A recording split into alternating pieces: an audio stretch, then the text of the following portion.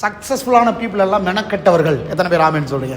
சக்ஸஸ்ஃபுல்லான people எல்லாமே கிரயம் செலுத்தினவர்கள், அர்ப்பணித்துக் கொண்டவர்கள், ராத்திரி பகலாய் உழைத்தவர்கள். சக்ஸஸ்ஃபுல்லான பீப்புள் தங்களுக்கு கிடைச்சதை வச்சு முன்னேறல. அப்படின்னா எல்லாருக்கும் கிடைக்கிறதே, எல்லாரும் முன்னேறிட்டாங்களா? இல்லை. அப்போ உங்களுடைய அசல் ஆற்றலுக்கு கீழே வாழ்றீங்கன்னா என்ன அடையாளம்? கிடைக்கிறத வச்சு வாழ்றீங்க, இருக்கிறத வச்சு வாழ்றீங்க. வந்தால் சாப்பிடுவோம், இல்லைன்னா விட்டுருவோம். ஹலோ, அப்படி இல்லை. நான் ஒரு திட்டமிட்டு வாழக்கூடியவன். சொல்லுங்கள், திட்டமிட்டு வாழக்கூடியவன், மெனக்கெட்டு பிரயாசப்பட்டு காரியங்களை செய்யக்கூடியவன். அதற்காக முதலீடு செய்ய ரெடியாக இருக்கேன், அதற்காக அர்ப்பணித்துக் கொள்ள ரெடியாக இருக்கேன். பைபிள் எடுத்து பாருங்க. ஒவ்வொருத்தரும் யாக்கோபு சொல்றான், நீர் என்னை ஆசீர்வதித்தால் ஒழிய நான் உம்மை விடமாட்டேன். சொல்லுங்க, விடமாட்டேன். நீர் ஆசீர்வதிக்கலன்னா கூட பரவாயில்ல சார், நான் இருக்கிறத வச்சு வாழ்ந்துக்கிறேன். அப்படி இல்லை.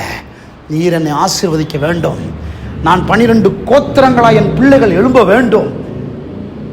எப்படி மெனக்கடுறான் பாருங்க, சாதிக்கிறாங்க பாருங்க.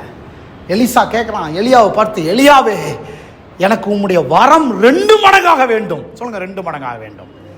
எப்படி மெனக்கடுறான், எப்படி பிரயாசப்படுறான், எப்படி ஆசைப்படுறான். நான் இந்த வாழ்க்கையில் உம்முடைய ஒரு ஒரு ஒரு தீர்க்கதரிசியின் புத்திரனா வாழ்ந்தன்றதுக்கு அடையாளம் நீர் செய்த அத்தனை அற்புதங்களையும் நான் 2 மடங்கு செய்ய வேண்டும். சொல்லுங்க, 2 மடங்கு செய்ய வேண்டும். அப்போ என்ன மாதிரி நம்முடைய மனம் மாற வேண்டும் பாருங்க. கர்த்தர் நமக்குள்ள பரிபூர்ணத்தை வச்சுட்டாரு, நம்ம முழுமையாக இருக்கிறோம், கடவுளுடைய சாயல், கடவுளுடைய ரூபத்தினுடைய பூரணமானவர்களாக இருக்கிறோம். கர்த்தர் சொல்றாரு, நீ அளவிற்கு உட்பட்ட நபராக வாழக்கூடாது. அளவிற்கு உட்பட்ட நபராக கிடைக்கிறத வச்சு அப்படியே வாழக்கூடாது. கிடைக்கிறத வச்சு வாழ்றீங்கன்னு சொன்னால் அசல் நிலைமைக்கு கீழே வாழ்றீங்கன்னு அர்த்தம். பிரயாசப்பட வேண்டும். சொல்லுங்கள், சத்தமாக சொல்லுங்கள், பிரயாசப்பட வேண்டும். சத்தமாக சொல்லுங்கள், பிரயாசப்பட வேண்டும். சொல்லுங்கள், மெனக்கெட வேண்டும். மெனக்கெடுறீங்களா? மெனக்கெடுறீங்களா? எந்த காரியத்துக்கு மெனக்கெடுறீங்க? ஏதோ குழம்பு வைப்போன்னு குழம்பு வச்சிங்கன்னா அது நல்லாவே இருக்காது. மெனக்கெட்டு குழம்பு வச்சிங்கன்னா அப்படி இருக்கும்.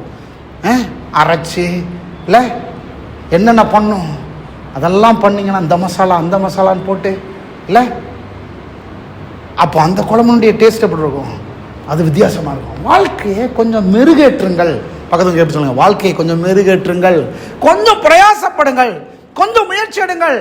நீங்கள் முயற்சி எடுக்க நீங்கள் ரிசீவ் பண்ணும்போது உங்களுக்கே வாழ ஆசையாயிரும். ஆஹா, நான் ஒரு சின்ன முயற்சி எடுத்தேன், இது பழிக்குதே, இது வாய்க்குதே. 40 புஸ்தகம் எழுதியிருக்கிறேன். 40 புஸ்தகம். சாப்பாடு இல்லாமல் பிஸ்கட் பாக்கெட்டை சாப்பிட்டுக்கிட்டு புத்தகம் எழுதினாள் நான்.